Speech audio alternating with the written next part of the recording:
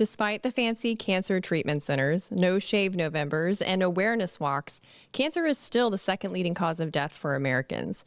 While we send thoughts and prayers to our friends putting on a brave face, we also whisper to ourselves, what are we missing? My next guest is the founder and chief scientific officer of Causenta Cancer Treatment Center. He not only has a number of published researches and serves as a reviewer for peer-reviewed journals, he's also the guy that the heads of big cancer centers go to for treatment when they have cancer. He's combined his diverse academic and personalized medicine backgrounds to develop cutting-edge treatment protocols for patients with cancer that include exercise plans. Today, he's going to help us know what we don't know as we ask the question, what is the correlation between exercise and cancer? Passionate for patient wellness, the sciencey and the sporty, Dr. Tom Incledon. Thanks for being here. Oh, thank you. That was a really good intro. Well, thank you. I'm glad that you liked it. You are such an interesting person because, on the show, we like to feature people that have high contrast. They are the this and the that. And I love that you fit exactly in that area because you are a researcher who works with patients, not just writes papers. You are someone who is interested in wellness, not just paying the bills. And you're also an athlete. You were an Olympic power lifter, weightlifting, set national records in strongman competitions. You're an athlete, but why choose to work with people who are not athletes? Why choose to work with people who are at their worst, not at their best? What's the interest for you? Well, so years ago, I was working with some NFL athletes, and one of the guys got cancer. And I was ready to work with cancer patients, but no one ever really knew that because when a regular person has a disease and they leave your center, but when it's a celebrity-like person, like an athlete that people see, playing football on Sundays, everybody just sees, these guys come and go, and they think, oh, you work with these famous people or these athletes. And it never occurs to them, some people, some celebrities, some athletes, they get cancer too. And then I started looking at all the resources this guy had as an athlete, and I looked at the resources he had as a cancer patient, and they weren't the same. And then I started thinking to myself, wow, this is so backwards. Like, I have nothing against, the resources available for athletes, but you would think if someone's got a terrible illness and they're told this is really serious, you would think that the resources would be aligned to figure out how to help them. But instead, everything is set up so there's a plan before they even know what details are driving the disease process. So it's kind of the equivalent of you saying, hey, my car broke down. And I go, well, here's what we're going to do. And you're like, but that's not even the problem with my car. It would make no sense. So like a simple example would be like, I'm like, here's oil. And you're like, but I have a flat tire. Like, how is that going to help my tire, for the automobile analogy? And yet with cancer, what you see is a standard of care model. And there's all these things happening. And then if you ask, like particularly women with breast cancer, they ask a lot of questions. Why are you telling me to cut off my breasts and remove my body parts? And then they find out it doesn't matter if it's stage 0, 1, 2, 3, 4. They're getting the same recommendations. And then you say, well, how is that specific for what I'm dealing with? And you're not an individual. You're just a number in the system. So I wanted to do something that I thought would make a bigger impact. And then I was connected to cancer because my babysitter had passed away from brain cancer when I was very young. And back then, as a young boy, I didn't know what cancer was. Everybody was like, what's cancer? I contrast that with today, so almost 50 years later. No one ever asked me what's cancer. Everyone already knows that. Everyone I encounter already has either directly had cancer or they've been exposed to someone in their personal life that has passed away from cancer. And you'd think, wow, despite all these people with cancer, you don't really see the attention given to it like that's been given to, say, COVID and things like that from the past.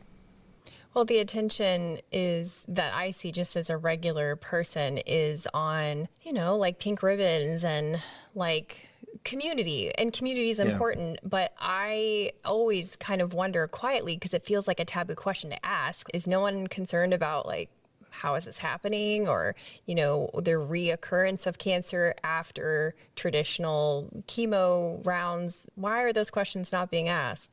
So I think it's interesting that you're approaching it from a totally different vantage point.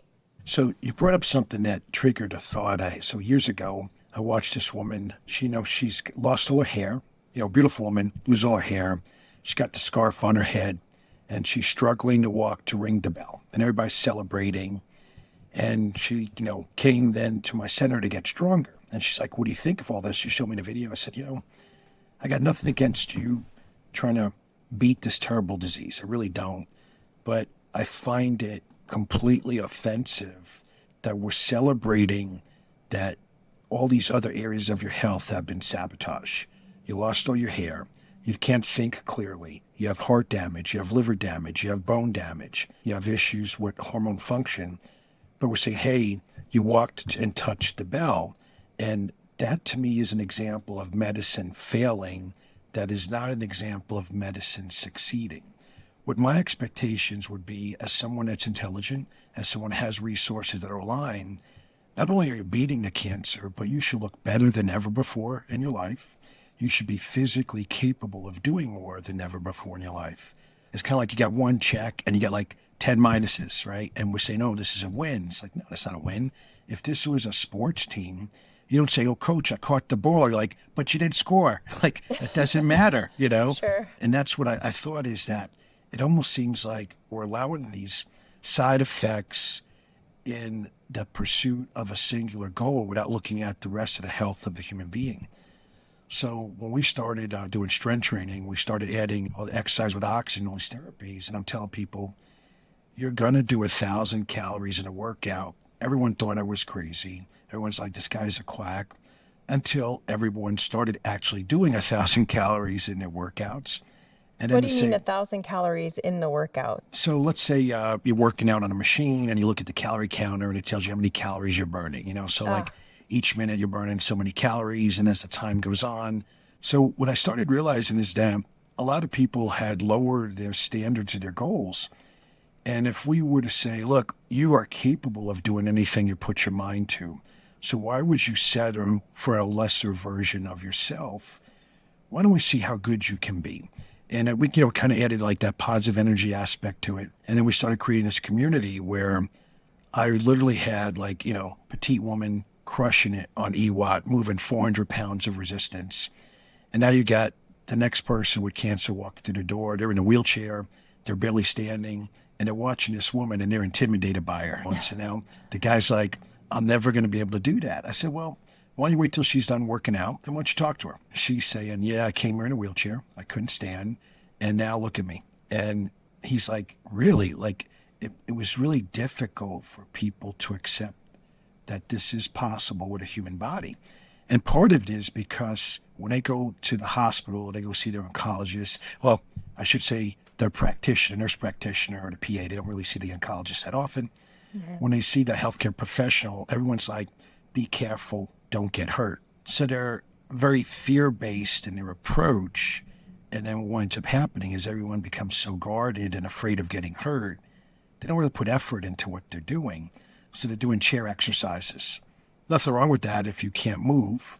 But once you're capable of doing chair exercises, you need progression. You need to move to something that's more physically challenging.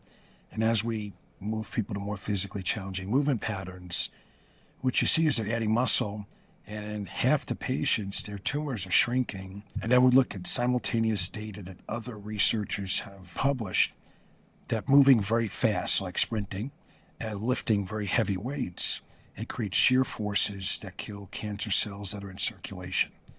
And, anyone could do this. Like, you could do push-ups and progress to one-arm push-up on your own. You don't need to spend money. So you would say all these cancer treatment centers that are so, allegedly focused on treating cancer, how come none of them have an exercise component? And then you get into some really controversial debates, like, is that really what they're trying to do, is beat cancer? Or has their system evolved where they're trying to maintain the disease so they can maximize the lifetime revenue per patient? And what we started seeing is our average patient, we can get to NED in maybe 6 weeks, possibly 8 weeks.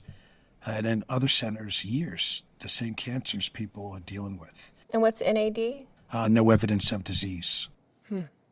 Yeah, so there's a lot of resources that people have available that don't even require a doctor or a hospital, but they don't really get the exposure and they don't get guidelines. So, for example, you could go on the internet and you can search for all kinds of exercise equipment, but try to find guidelines on what to do with that equipment to fight your cancer once you get home. Or if you go to the gym, you're getting recommendations based on people that read stuff online, but never actually have the experience of testing a human being and tracking objective measures in their body over time to see the results. So one of the reasons why we get such amazing outcomes here, I don't read something stupid on the internet that says, oh, take ivermectin to beat cancer and then tell everybody what I just read. Instead, what I say is I'm talking to someone, I discovered very unique mutations in your body. And based on what we understand about these genes that are driving your cancer, here are the best weapons that we could think of to fight those specific mutations. And then we're checking to see if it's working. And if it works, well, then we stick with the plan. And if it doesn't work, we change what we're doing. And that right there is probably like the real secret sauce of why the outcomes we have are so amazing. There's so many questions that I have. Okay, first question is about what you were telling me, the woman ringing the bell, completing her chemo treatment. Are you anti-chemo? No, not at all. I think I'm pro-survival. So I'm going to do whatever it takes to help a patient live and whatever resources are available. I think the way chemo is often done, I think is medically irresponsible. I think the side effects that are generated could easily be avoided if the doctor was actually present during the chemo session and monitoring the patient properly. So if you were, let's say, hypothetically, I have this patient and they're in front of me and I'm with my oncologist, they're actually there during the infusion. They're not delegating it to someone else and disappearing. And then what you would say is, this person is, they look like they're sweating or they look like they're getting nauseous. Let's lower the infusion rate. Because if the threshold of, if the drug is reaching a very high level in that person's blood, it's probably overkill. It's probably more than they need. So something as simple as slowing down the infusion rate could reduce side effects. Instead, what normally happens is the concern is getting, so many butts in a chair per day. So you're flooding these drugs into people, and then you're managing the symptoms with additional drugs. And that's something that I think is just medically irresponsible, although it's common. Well, it is common. You're talking about the business of cancer. For people who want to prevent cancer, who are trying to support loved ones through it, or who are going through it themselves, what should we know about the business of cancer? So the algorithms that are developed, they're based on people with MBAs looking at decisions. So an example would be, let's say you're lying in a hospital bed and you're getting some IV solution as glucose. Your glucose levels run high because you're not moving, you're just laying there. Almost every single institution, instead of slowing down the infusion rate of the glucose, what they do is they then add insulin to it. So now they're billing insurance for the infusion, the IV of the glucose, and they're billing for the insulin. And you're like, well, this person doesn't have diabetes. They never had high glucose before. Why are we giving them insulin? So that's what I mean by like the policies that are created. They're not based off of optimal biological responses. They're based off of what generates revenue. So another example would be like anyone that has any illness, movement costs very little.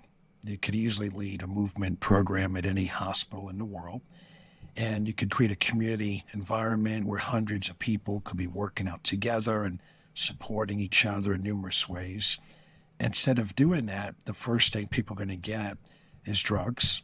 And then they're going to be told, oh, don't push yourself because you're tired. Get some rest.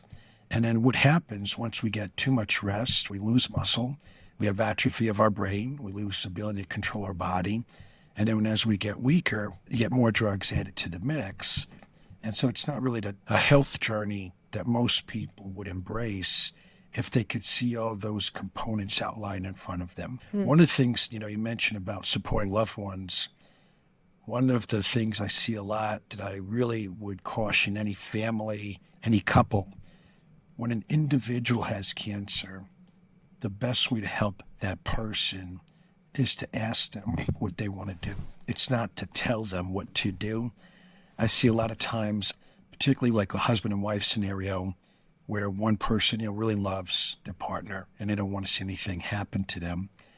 And then they do their own research, right? And so they have like a different interpretation of what they've uncovered. And then their partner has maybe read what they've read, and they have a different version of what they want to do. So a common example would be, I see a lot of women now with two cancers. So they have breast cancer, they may have lung cancer, or they may have two different types of breast cancers. So I just spoke to a woman for the weekend, and her mindset was like, look, I've got this tiny lump. I'm just going to remove my breast because I want this out of me. And that's where my head is at right now. And her husband's like, don't rush to surgery, be careful, etc. And I happen to know the guy pretty well. I was like, look, man, this is not about you deciding what your wife should do. This is about you trying to understand, what does she need to feel comfortable? Because it's an overwhelming journey. There's no one that knows the answers before the journey begins. And there's no crystal ball. You go to any scientist in the world, there's no guarantees of what will happen, because the research that's been done early on with cancer, it's so flawed and biased. There's going to be a lot of error along the way, along this journey. And that's why direct measurement of the individual is so important. You don't want to extrapolate data from other people. And now, what do most people do? They see the doctor tells them about success rates. And all that data is from other humans. It's not from the individual in the chair in front of them. And it convinces people to make a lot of choices that probably won't be in their best interest long term. Is there a certain type of exercise that is good for everyone trying to beat cancer, or are there specific protocols for specific types of cancer? Basically, one thing right now I would recommend for everyone, so it's real simple and straightforward. An elliptical device, and people would say, why an elliptical? Because you're moving the greatest amount of muscle, you're moving 4 limbs. Now, could there be other exercises that involve more muscle mass? There probably is, but I haven't been able to test everything ever discovered. So I have treadmill, stationary bicycle, recumbent bicycle, and then the sort of bikes, we have like upper body, lower body components, and an elliptical. The elliptical produced the greatest responses, and responses in this context increase the immune cells that fight cancer to the greatest extent. So we actually measured in real humans increases in cytotoxic T lymphocytes and natural killer cells in a range of 27 million to 27 billion in 15 minutes of exercise. So any person, we can get started immediately and basically stimulate the immune cells to come out of the spleen, go out in circulation and kill cancer cells in circulation. And then we have people breathing in oxygen while they exercise. So that sort of model is referred to as exercise with oxygen therapy. The reason why that's so important is the oxygen allows people to push themselves physically past their current ability. So typically, let's just say you could move or you could lift so much or generate so much resistance or speed. When you're breathing in the oxygen, you go about 10 to 25% further or faster, and you could sustain that. So the oxygen helps you recover very rapidly so you can maintain a very high work output. And then additional stimulation from work is which stimulates hormones from the adrenal glands, specifically epinephrine, and the epinephrine stimulates the spleen to release the immune cells that can kind of go out. Think of them as like piranha going out and killing, cancer cells. And it works really well. We've seen hundreds and hundreds of patients reduce the burden of disease, the burden of cancer in their body by 50% just from doing the exercise with oxygen. And this has been known since the 1940s that it's very powerful. And it kind of raises the question again, why aren't centers all over the world doing it? And not only doing it, but think of it this way. Let's say I told you, hey, this works. When you walk through our door, I don't just say it works and ignore you. We're actually drawing your blood and making sure it does work, right? It's kind of like, using an automobile analogy, if you're Mechanic said the car's fine. At some point, you got to drive the car to see if it's running fine. And, in medicine, what we usually do is we try to measure things objectively. So not only do we do something we believe to work, but we verify for the individual objectively, hey, it is working, your immune markers are improving, and the cancer markers are going down, right? So that would be kind of like how we might define working in this context. So for the average person who can't go to Arizona and go to Causenta, and they are already in the middle of their cancer treatment or they're approaching their cancer treatment, how can they put themselves more in the driver's seat of their own treatment without becoming that person that's like, I read on the internet, how do you navigate that? Do you just go for walks because, oxygen assisted workouts are not at 24-hour fitness? Like, how does the average person get access to these benefits without getting kicked out for being a non-compliant patient out of their doctor's office? Yeah, so you got two different worlds. And so medicine right now has overwhelming bias by the drug industry. And it's clear as day, kids going to medical school want to heal the world. They come out and then we have beliefs like these guys can't be helped. These guys, the only option is drugs. And like whatever happened to exercise, like it's totally ignored. So it's never going to really be a conversation you can have with your medical oncologist. Some of the younger docs, I think, now are getting more open-minded to it. But a lot of the older docs, they're just really into the drugs more than anything. As far as what people could do, say, in the middle of treatment, one of the first things people should do is kind of find out, like, am I doing the right treatment? You got to remember, most people don't survive. The reason why they don't survive is because the treatment plan was developed based on their label, not on the specific drivers of the cancer in their body. And unfortunately, if you go on the internet, you're going to read nonsense like frankincense treats cancer, ivermectin treats cancer. And what should happen is once people read any article that says something that simple, that you realize it's not really personalized for them because it's a generic statement. And we already know there isn't anything that works 100% for all people. So I'd probably recommend is people go to our website, sign up, get the free information we provide. And then if it fits their budget or if it fits their mindset, they could book a consult and at least get pointed in the right direction. We've helped thousands of people over the world just to kind of reevaluate if what they're doing is even going to be effective. Because the idea that you're just going to buy something off the internet and start doing it and magically your cancer will be gone, that's really foolish. It's just so many possibilities for you to find like the 1 out of a billion chance, that'll help you.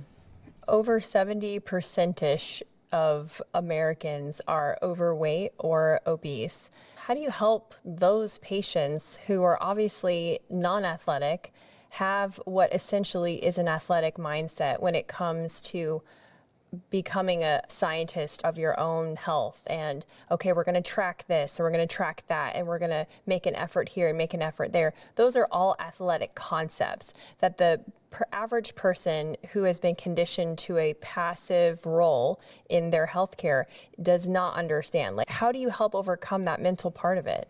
So I think on an individual basis, I would find out what makes that individual tick and what do they get fun or pleasure and enjoyment out of doing. Not everybody likes to work out, but most people do like results, no matter what those results are.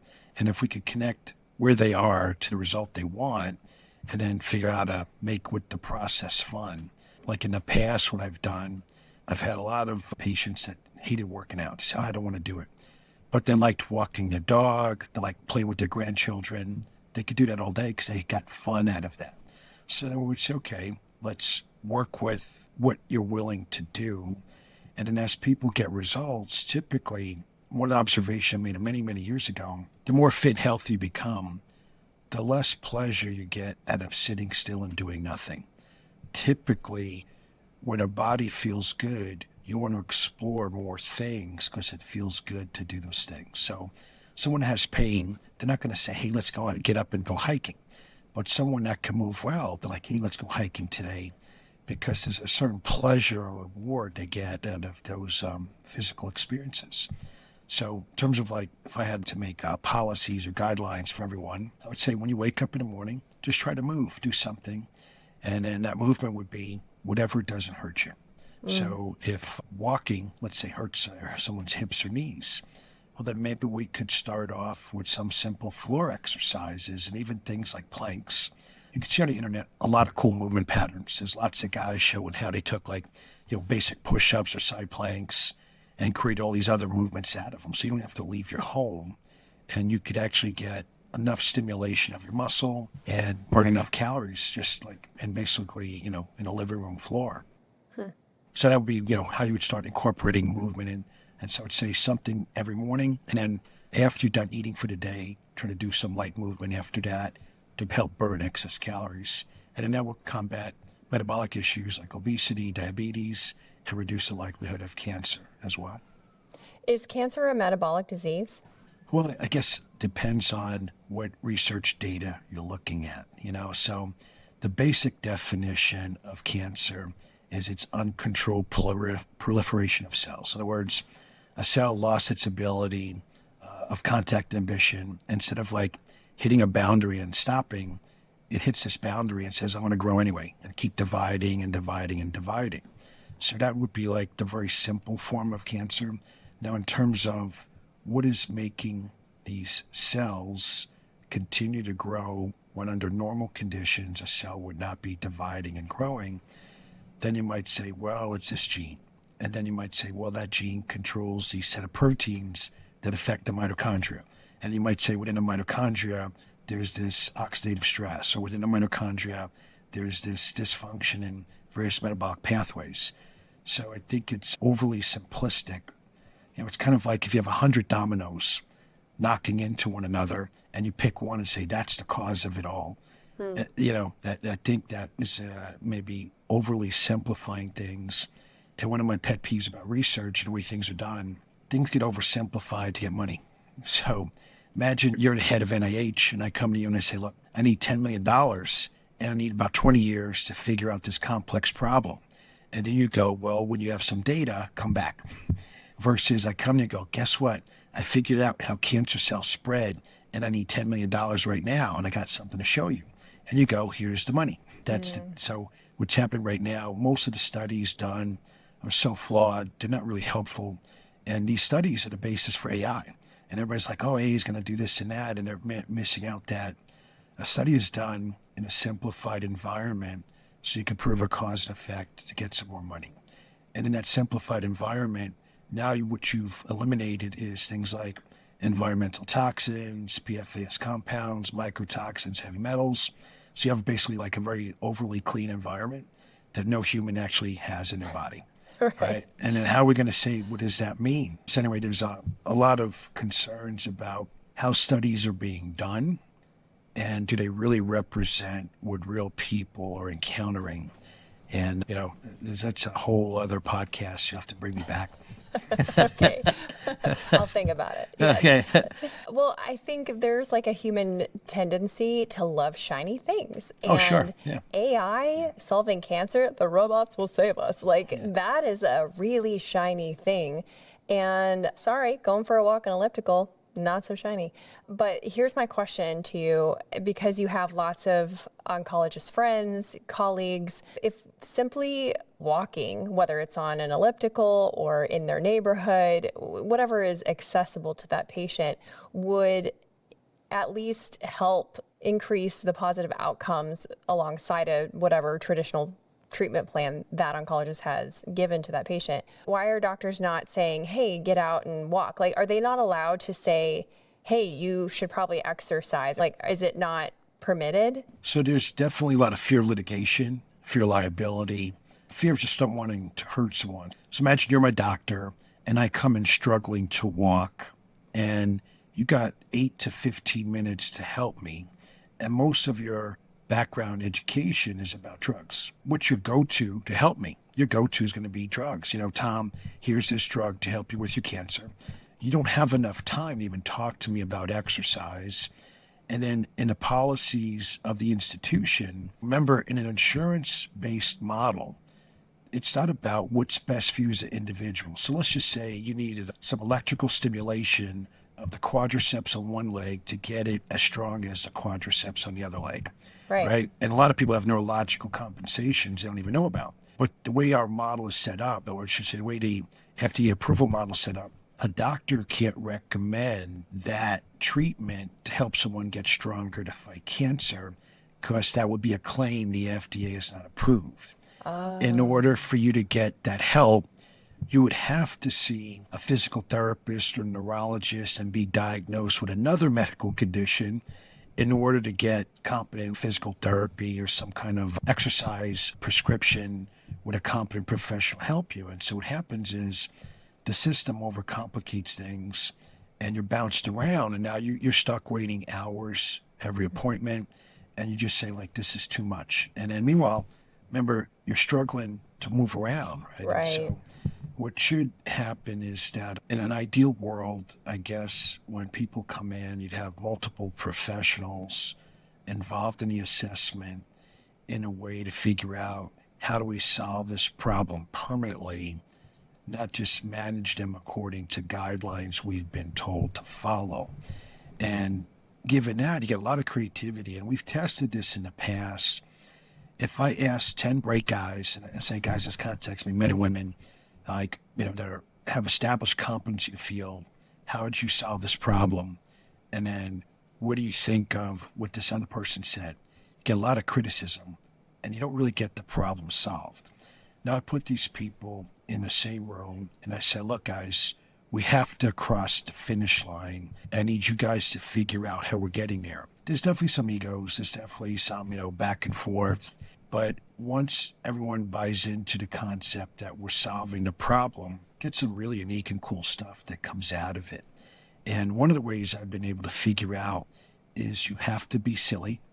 You have to, throw curveballs at them. I did not expect you to say, step one, tune into your silly bone. Yeah. Well, so what happens is when people laugh, it opens up their mind and their self-imposed barriers internally. So an example would be like, before the podcast, I got stuff not working and now I'm all stressed out. I don't want to look like an idiot when I talk to you and your audience, right? So now I'm guarded, right? Yeah. Versus, we start laughing and now I forget that I had all this problem and I realize, I'm really not an idiot. I'm incapable of thinking. And that's why it's important to kind of laugh and have humor. And so what I did here at our facility, I created an environment where every day we say silly things to each other. And I love to wear very colorful shirts, especially when I see paint. Like, normally the scrubs are blue here, sometimes black. And most of that's because I work with IVs and the solutions. You have one material that doesn't stain as well, but also just kind of washes off easily because I tend to make a mess a lot. And so the idea then is we could interact with people. And then Fridays we wear some 100 colors in a shirt type of thing, and then gives people an opportunity to talk about how silly you look and what made you think you could leave the house wearing that shirt. And now we start having fun, and then you can explore different ideas. Are you a cash model? Is that why you can do this? Yeah, you can.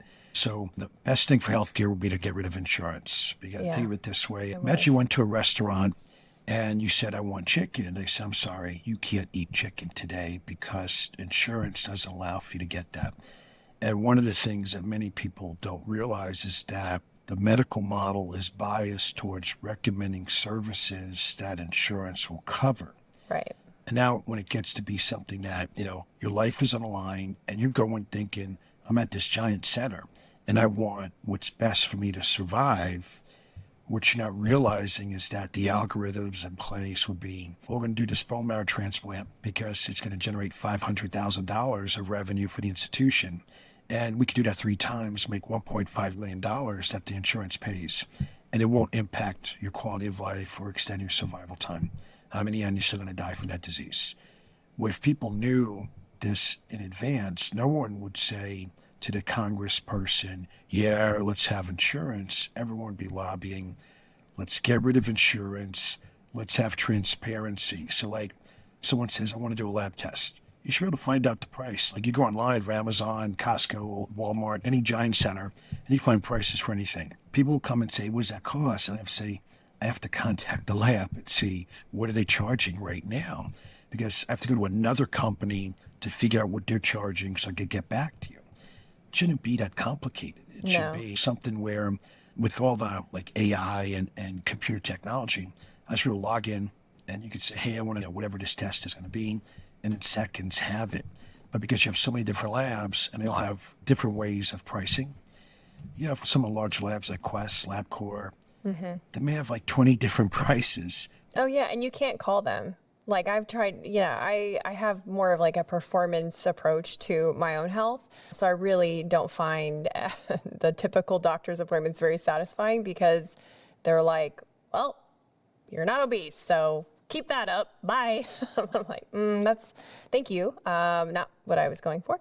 And when I try to get that more detailed blood work done, I call around and I can't get it. So I have, kind of a creative workaround that I've discovered. But even those Quest labs, like I call, and if I can even reach anyone, I've even gone in person and they're like, we can't tell you until we run it. And it's like the biggest scam. So I think that people who are looking outside of the box in the terms of cancer treatment are probably open to the idea of a cash model. I wanted to ask you, are there any studies that show that exercise can prevent cancer?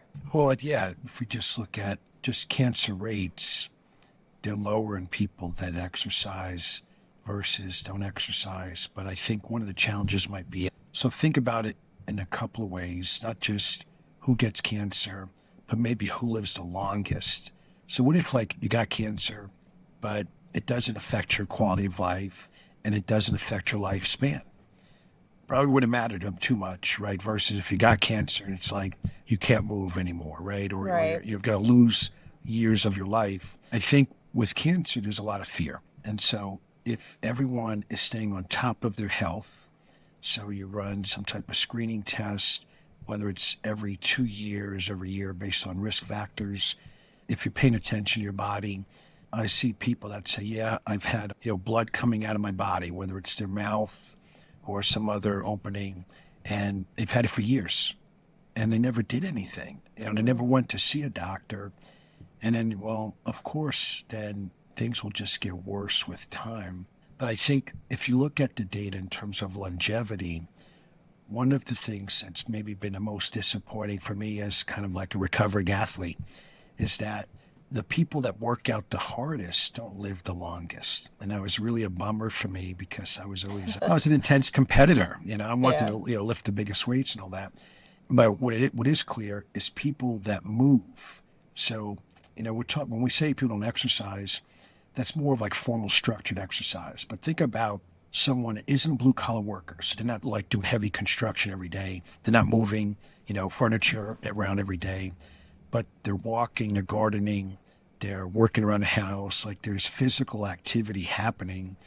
It's just not a planned event where I'm going to do, X amount of calories in 30 minutes or something like that. So it's not structured.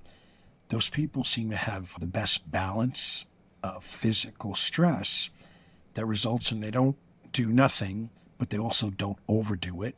And as a result, there's less lifetime damage and they seem to live longer.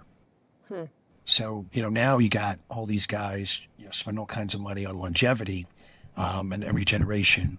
And it's exciting, but it's also kind of comical because in order to know if it's going to work, you would actually have to live longer than you were supposed to live. But if you don't know how long you were supposed to live, how you know how long, if it's working or not? Yeah. Yeah. I mean, you're hitting the nail on the head when it comes to, it's just a big soup of confusion and systems and profit models and panic. And so I know we're running out of time, but I want to ask you about the panic part. Even though it's not directly related to exercise, it's part of the soup. And that's when you get a cancer diagnosis, there is an immediate reaction to be like, 911, house is on fire, do not pass go straight to whatever the doctor has told you to do, whether that's chemo or what have you. What amount of panic is the right panic? Well, so I guess it's informed decision-making or maybe educated decision-making. So anytime someone gets diagnosed with cancer, it's definitely overwhelming and there's definitely a lot of fear. And that definitely stimulates, like the typical behavior is maybe a little bit of shock, like disbelief. Then you go on Google or Bing or some search engine and you say, what is prostate cancer, let's say, and then it's prostate cancer treatment. And then what you're not seeing is the money spent on putting those sites in front of you for the Google ads and stuff like that, or the Bing ads. So you then get a biased assessment of what to do. And what really should be happening is people should be saying, okay, what is going on inside of me that could have led to this cancer? What I hear a lot of times, people say, well, I was perfectly healthy and then I got cancer. Right. Well, that's really not accurate, because the DNA damage indicates that something wasn't right.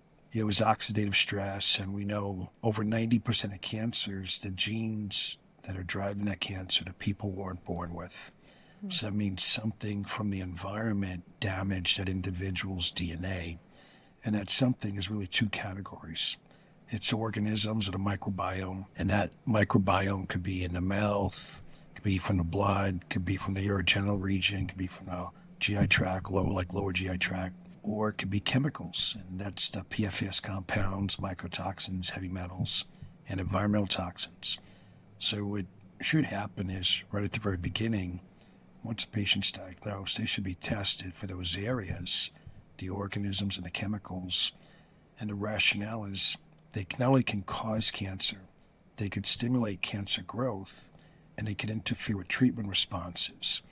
And one of the really dumb things I see all the time is you see people told treatments. You can't recommend a treatment in a vacuum. You have to understand the context of what's in that individual's body. So let's just say I have a man with prostate cancer and he has an infection in his prostate. You can remove the prostate and then cancer's gone, except that the bacteria that were there now spread into other areas of the body. And now something else happens later. So that's not an intelligent strategy, but that's a strategy that makes money. You're not eliminating problems permanently. You're just switching things around a little bit. I think there's so many complexities to cancer that the average person is not aware of. Like, I think in our pre-chat, you said there was, well, I don't know, did you say there was 1,000 types of breast cancer? Is that the right number? 100,000. Yeah. 100,000 types of breast cancer?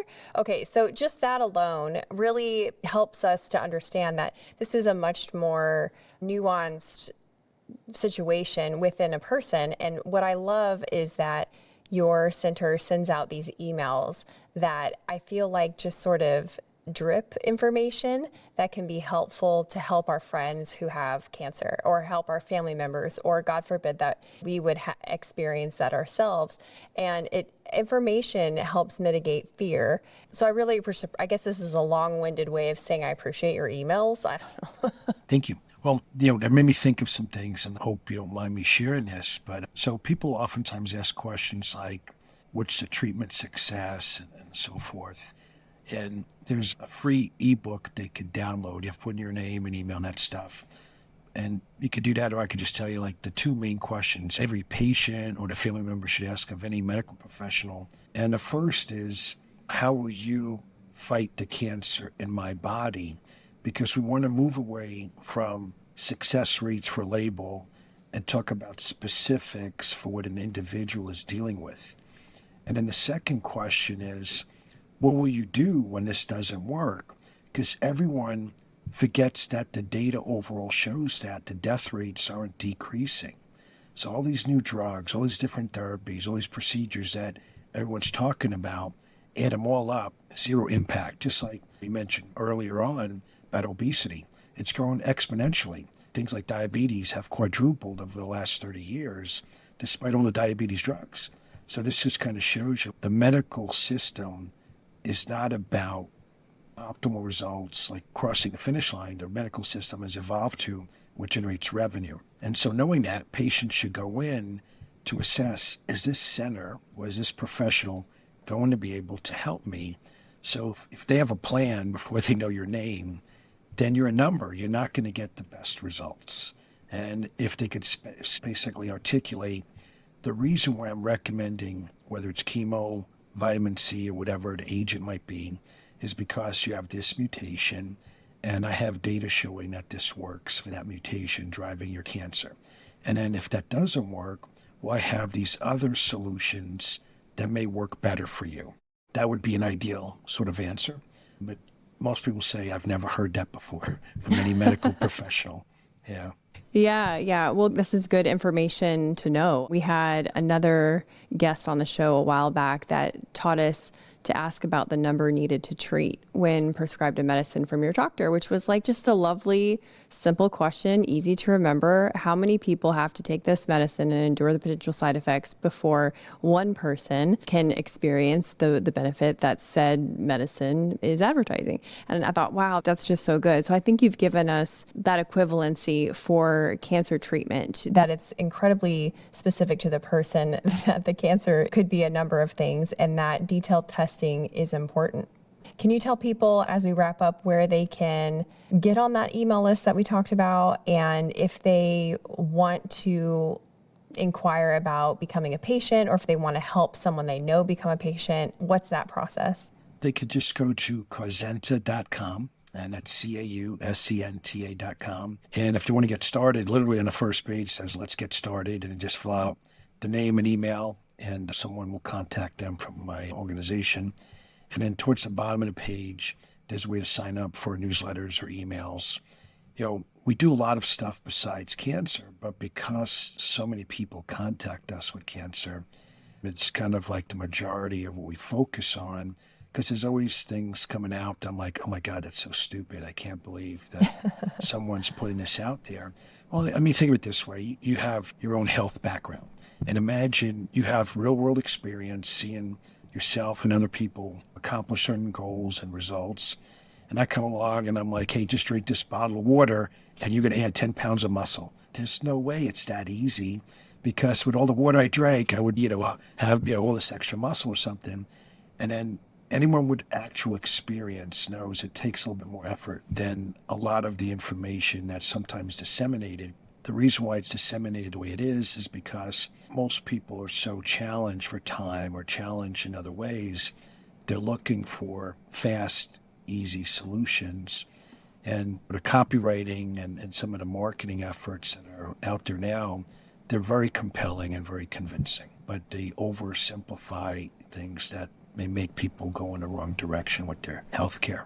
Yeah. Well, thank you so much for the work that you're doing and how you're helping us kind of just rethink all of this as well. It's a very empowering thought, and I hope that people will get on your email list and continue to educate themselves, because I think it does take those layers for all of us. Thank you. This was a lot of fun. Just so everybody knows, you're pretty cool. You were very patient with me, and I was a complete wreck at the beginning, and thank you for holding my hand through everything.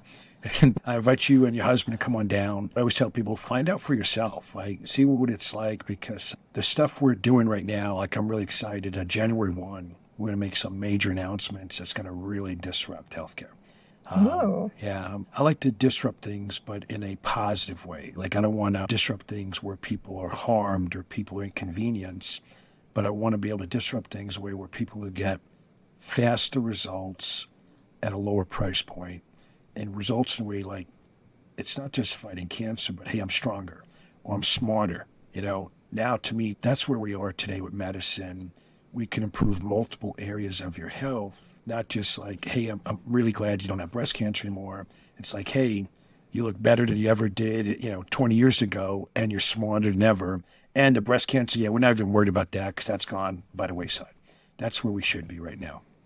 I will be on the edge of my seat waiting for that announcement. Thank you so much for this. I appreciate it. This was great.